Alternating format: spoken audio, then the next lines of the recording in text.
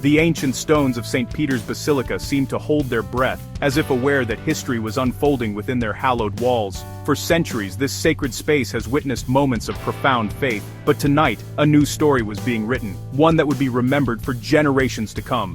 On this Christmas Eve 2025, the Vatican was alive with anticipation. The city glowed under a winter sky, and the air was filled with a sense of expectancy.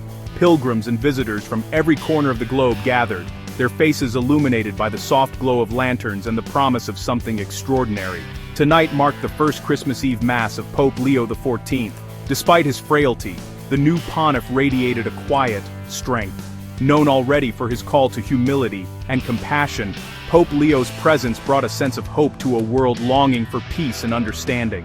Inside, over 6,000 faithful filled the pews, their voices joining in prayer and song. Outside, thousands more braved the chilly night, united in anticipation and reverence. The sense of community was palpable, as people from all walks of life came together to witness this historic Mass. The basilica was adorned with simple, hopeful decorations, garlands of evergreen, flickering candles, and delicate ornaments. The air was rich with the scent of frankincense, mingling with centuries of faith and devotion.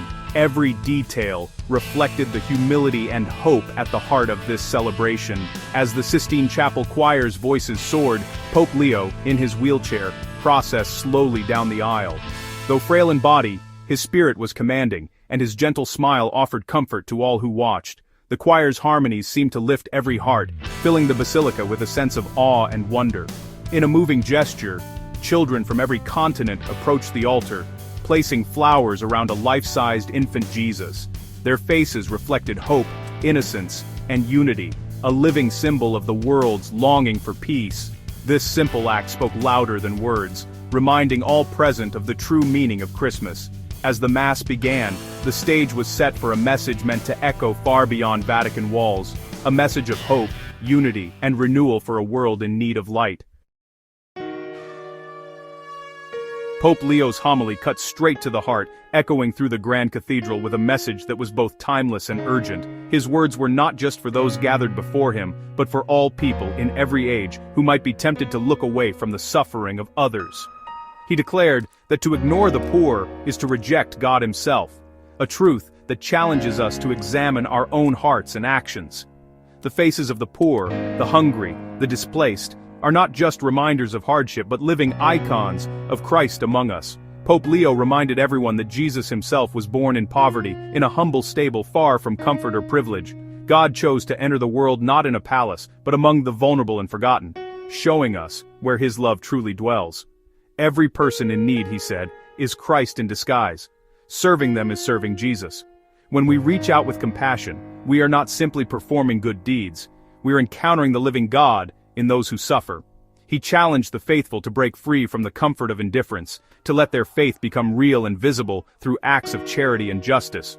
True discipleship, he insisted, is not measured by words or rituals alone, but by the courage to stand with the marginalized and to act on their behalf.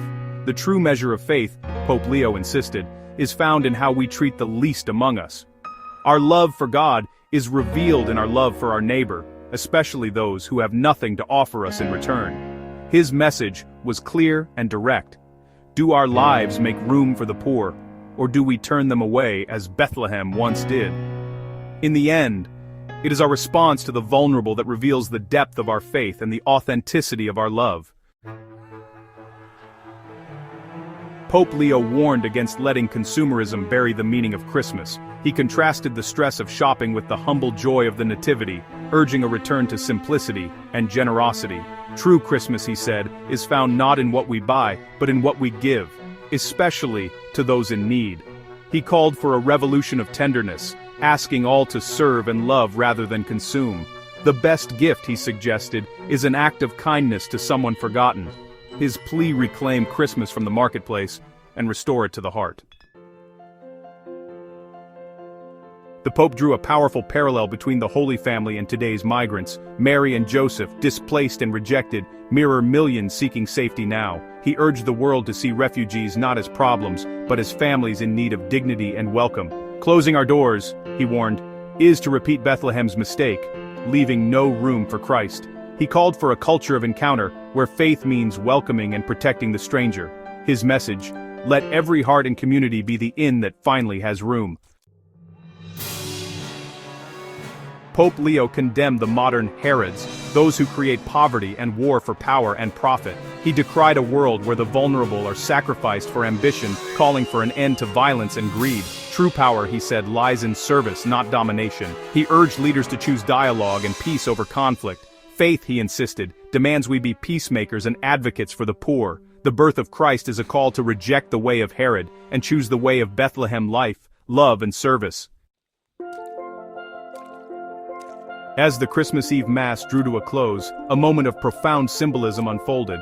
Pope Leo, despite the frailty of age and confined to his wheelchair, gently cradled the statue of the infant Jesus in his arms. With quiet determination, he carried the Christ child to the manger at the heart of the nativity scene. His every movement watched in reverent silence by the faithful gathered in St. Peter's Basilica.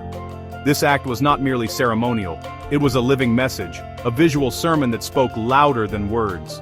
In placing the vulnerable Christ child at the center, Pope Leo reminded all present that our faith calls us to center our lives around the most defenseless among us. The infant Jesus, fragile and dependent, represents every person in need, every child, every outcast, every soul longing for compassion. The Pope's gesture was a call to action, urging us to make room in our hearts and communities for those who are often overlooked. The children's joyful procession, their faces alight with hope, added another layer of meaning. As they approached the Nativity, offering flowers and prayers, they became living symbols of innocence and the promise of a better future. Together, the Pope's humble act and the children's participation painted a vision of hope, responsibility, and renewal for the next generation. As dawn broke, the bells of St. Peter's rang out across Rome, their sound echoing far beyond the basilica's walls. These bells were more than a festive announcement. They were a clarion call to remember the poor, the lonely, and the suffering, inviting all to see the face of Christ in those who struggle. Pope Leo's first Christmas Eve Mass was celebrated not for its grandeur or spectacle, but for the clarity of its moral vision. The applause and prayers that filled the basilica were a testament to the power of humility and compassion. In his homily and actions, Pope Leo reminded everyone that Christmas is not about lavish gifts or ornate celebrations, but about love for the forgotten, the humble, and the poor. It is a season to reach out, to serve, and to lift up those in need. The true light of Christ, he showed, shines brightest not in the world's palaces or halls of power, but in its humble mangers, where love, hope, and faith are born anew each Christmas.